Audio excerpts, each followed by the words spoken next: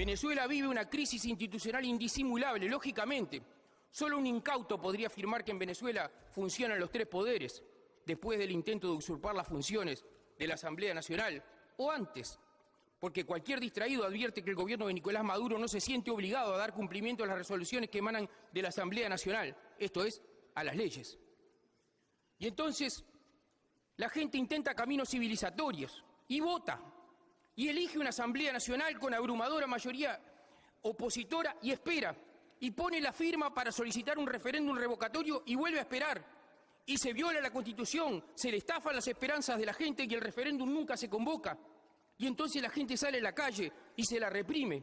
Y entonces Fuenteovejuna pierde el miedo. Ya no tiene miedo, ahora el que teme es el tirano, que solo con su soledad reprime más y más.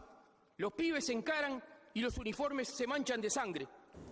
En este segmento del programa conversamos con el diputado Daniel Radillo. Él es médico, su actividad política la inició en la década de los 80, es diputado al Parlamento de Uruguay por el Partido Independiente. Su trayectoria política comenzó en el Partido Demócrata Cristiano, donde ocupó diversos cargos. Fue secretario de Relaciones Internacionales de la Juventud Demócrata Cristiana, además fundador del Partido Independiente, siendo convencional, miembro de la Junta Federal del Partido Independiente, integrante de la Mesa Ejecutiva Nacional y presidente de la Departamental de Canelones. Son cargos que ocupa en la actualidad. Estamos agradecidos porque nos acompaña, diputado, en estos minutos de su tiempo, precisamente para conversar de un tema que para muchos es asunto de atención, quizás por todo el tiempo que le están dedicando en los diversos espacios donde se desarrollan, como es su caso, para otros simplemente porque se ha convertido en un tema de omisión, a pesar de que para nadie es un secreto lo que está ocurriendo en Venezuela.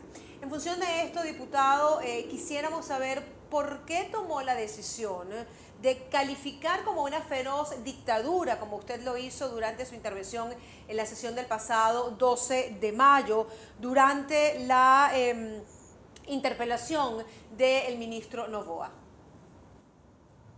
En realidad no recuerdo el adjetivo de feroz, pero no tengo dudas de que estamos frente a una dictadura. En un país en donde no rige la ley, donde las decisiones que emanan de la Asamblea Nacional no obligan al Poder Ejecutivo, o mejor dicho, el Poder Ejecutivo no se siente obligado de dar cumplimiento a las decisiones que emanan de la Asamblea Nacional, que en definitiva son las leyes, porque ese es el Poder Legislativo. Digamos que el Poder Legislativo es como si no tuviera vigencia, pero además de esto tenemos un Poder Judicial, que además de que pretendió usurpar las funciones del Poder Legislativo, no tiene independencia, porque inmediatamente que Maduro convoca a ese Consejo de Seguridad, creo que se llama, que le hace dar marcha atrás, en 24 horas el Poder Judicial da marcha atrás, con lo cual deja sellado que no tiene ningún tipo de independencia. Por lo tanto, yo considero que un país en donde no se toman en cuenta las decisiones del Poder Legislativo y donde además el Poder Judicial no es un órgano independiente, no podemos estar hablando de un régimen democrático, ergo es una dictadura. Asumémosle a esto las otras cosas que pasan y que, digamos, no son adjetivas, son sustantivas también: la presencia de presos políticos, la represión en las calles, la restricción permanente de libertades elementales, entre otras cosas, la libertad de reunión, pero mucho más que eso, ¿no? ¿Cómo califica la posición de su gobierno, del gobierno del presidente Vázquez, con relación al caso venezolano? En realidad, el gobierno se encuentra tensionado por las características que tiene la fuerza política de gobierno. La fuerza política que nos gobierna es bastante heterogénea, pero quienes hoy tienen mayoría son favorables al gobierno de Venezuela.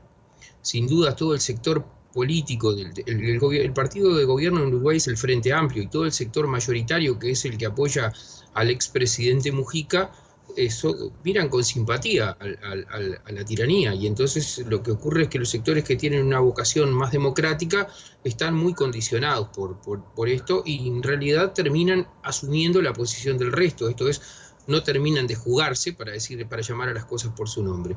En definitiva, el gobierno uruguayo en todo caso tiene una actitud que en algunos casos ha sido digna. Yo creo que yo no soy tan crítico del gobierno como lo soy de la fuerza política de gobierno. El gobierno uruguayo, en muchos casos, en conjunto con los otros países del Mercosur, ha dicho algunas cosas, ha llamado algunas veces las cosas por su nombre y ha puesto los puntos sobre las íes en una cantidad de momentos, pero en otros no. En otros, y yo creo que eso es fruto de la tensión política que se vive en la fuerza de gobierno. Entre otras cosas, una cuestión que no se dice mucho por allí, pero que yo creo que es tiempo de que el Uruguay tome la decisión de salirnos de Telesur, ¿no? Yo creo que es un gesto mínimo que tenemos que hacer, porque la verdad que yo tengo una mirada muy crítica y creo que la mayoría de los uruguayos no tienen conciencia de lo que implica estar participando, me parece a mí, del órgano de prensa y propaganda de la dictadura venezolana, ¿no?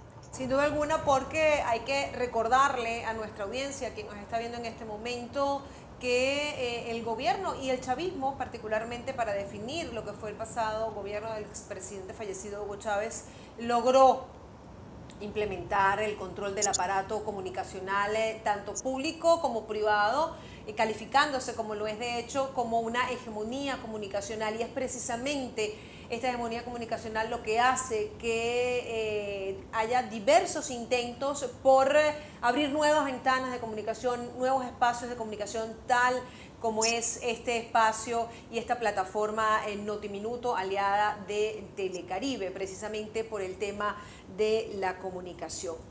En este sentido, hablando de comunicación, diputado, ¿usted cree que existe una relación de paridad, una relación de diálogo entre iguales entre el Parlamento uruguayo y el Parlamento venezolano? Bueno, de hecho, los parlamentos se encuentran en el Parlasur. Los parlamentarios se encuentran de Venezuela y de Uruguay se encuentran en el Parlasur y tienen diálogo. Lo que yo creo es que ha faltado expresión de solidaridad de parte de nuestro Parlamento para con el Parlamento venezolano. Llegará, en algún momento va a llegar. De hecho, yo quiero decir una cosa más complementaria que lo que decía en la respuesta anterior, y es que hay algunos sectores del Frente Amplio que dicen que no caracterizar al gobierno de Venezuela como una dictadura es estratégico, dicen ellos, porque en la misma medida en que uno lo caracterice como una dictadura, se cierran las posibilidades de diálogo. Y yo no estoy de acuerdo con eso. Yo creo que en realidad es al contrario, es una caracterización que va a ayudar de alguna manera es un mecanismo de presión para el diálogo. En particular nosotros en la década del 70 y hasta principios de los 80 vivimos una dictadura militar y la caracterizábamos de esta forma, decíamos que era una dictadura y la salida fue un combinado de diálogo y movilización callejera. La gente se movilizaba en las calles y paralelamente se negociaba con los militares y tuvimos una salida negociada, insisto, en combinación con la movilización de la gente, ¿no?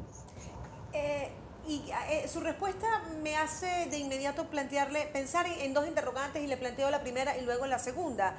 ¿Cómo comprender que en el Uruguay exista todavía un ala del Frente Amplio que apoye al gobierno del presidente Nicolás Maduro, habido todas las evidencias de violación de derechos humanos y además todas las evidencias que demuestran la amplia brecha que existe entre la democracia y el gobierno que está ejerciendo? En realidad, esa es una pregunta que deberían contestar los miembros del Frente Amplio.